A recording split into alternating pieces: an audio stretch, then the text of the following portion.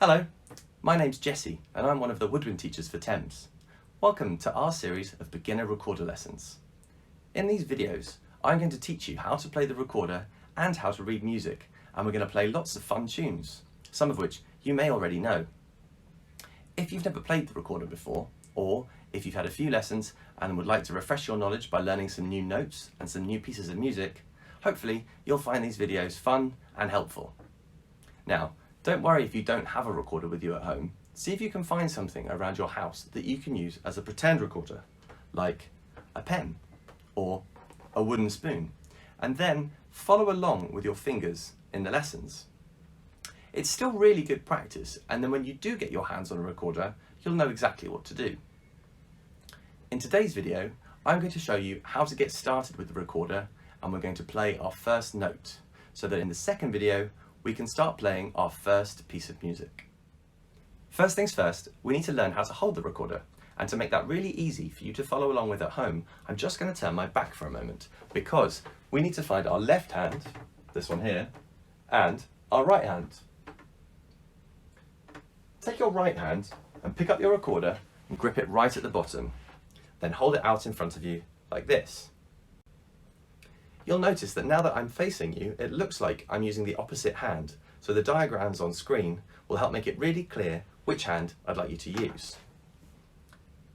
With your right hand at the bottom, position the recorder so that you can just see one hole at the back and that all the other holes are facing away from you, like this.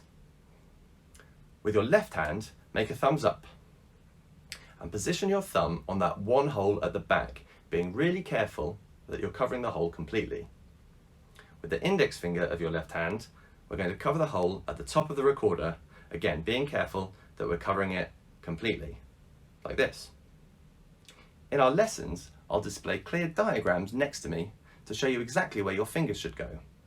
The red circles represent which holes should be covered by your finger. So, with our right hand at the bottom and our left hand on top, position the recorder against your chin. And this is what I call the ready position. And now we're ready to learn our first note. Those of you who have played the recorder before, or who have heard someone else play the recorder, will know that when played incorrectly, the recorder can sound quite squeaky. And the reason for this is often because we're blowing too hard.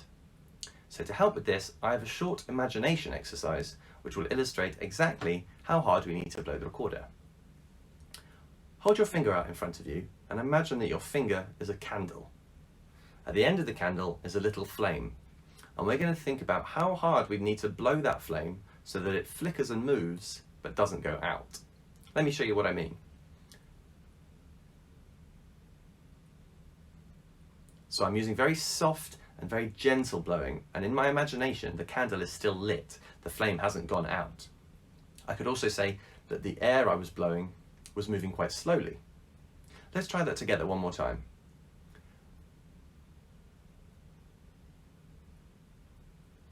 Great. So that soft, slow, gentle blowing is exactly what we need to do when we're playing the recorder. So let's give it a go.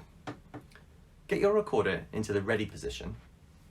Remember, our right hand goes at the bottom, our left hand thumb covers the hole at the back, and the index finger of our left hand covers that hole at the top of the recorder. And remember, check that both your thumb and finger are covering completely.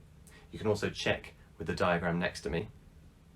Now, using that soft, gentle blowing that we were just practicing, we're going to blow through the recorder and see what happens. I'll blow first, and then you play it back to me.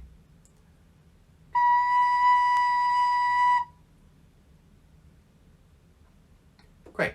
Let's try that one more time. Again, really focus on using that soft, gentle blowing and imagine the flame of that candle not going out. Okay, I'll play it one more time and then you play it back to me.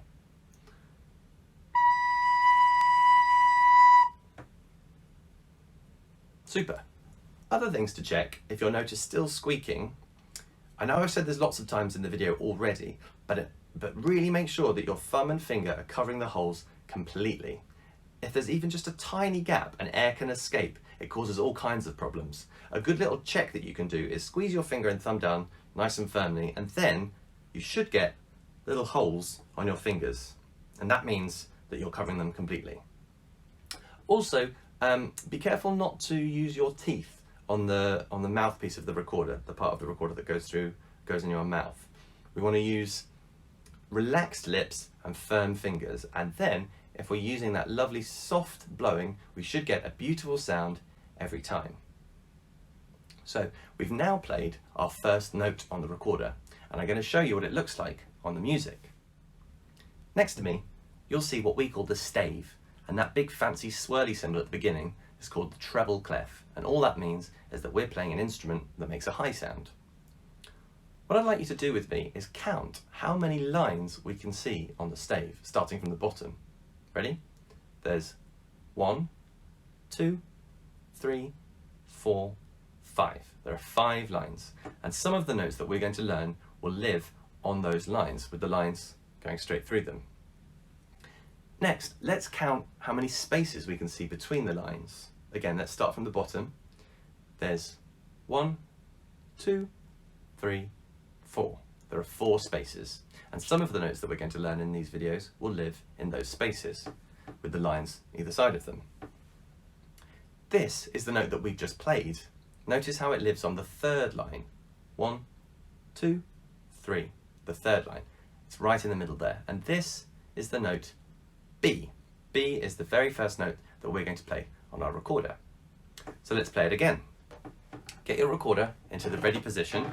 Remember, right hand at the bottom, left hand on top. And we're going to play B one more time. I'll play it for you, and then you play it back to me.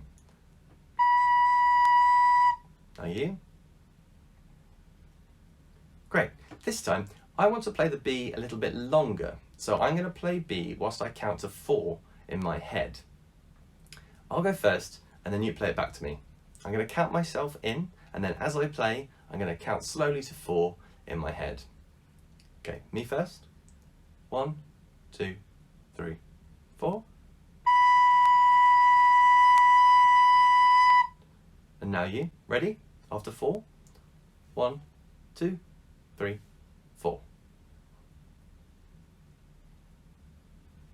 Great. So we can say that we've played that B for 4 beats. It was a long B that lasted for 4 beats. For our first song, which we're going to learn in the next video, we need to be able to play short Bs that each last for 1 beat. And to do that, we need to learn how to do something called tonguing. So put your recorder down for a moment and repeat after me. Do, do, do, do. Brilliant, nice and easy. Let's try that again, and this time I want you to notice what's happening with your tongue. Where is your tongue going when you say that? I'll go first, and then you repeat. Do, do, do, do. Great. You should have noticed that when you say do, your tongue comes to the front of your mouth and touches just behind your teeth. And we have to do something very similar on the recorder when we want to play short notes. Let me show you what I mean. So, with my recorder in the ready position, I'm going to blow using that soft, gentle blowing that we were practicing earlier, and I'm going to whisper do through the recorder 4 times. And let's see what that sounds like. And you will have noticed I played 4 short Bs. Let's try that together now. I'll play and then you play back to me. Remember, you're going to whisper the word do 4 times to help separate the sound into those short notes. I'll play first and then you play back to me. Ready?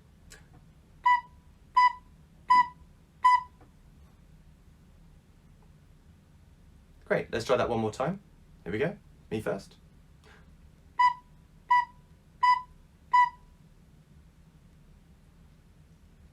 Super. And we're going to use those 4 short tongued Bs in our next video to learn our first piece. So we've covered a lot in our first video, so feel free to go back and watch any part of the video that you'd like to do some extra practice on. And then, when you're feeling ready, join me in the next video when we start learning our first piece, Glory Be.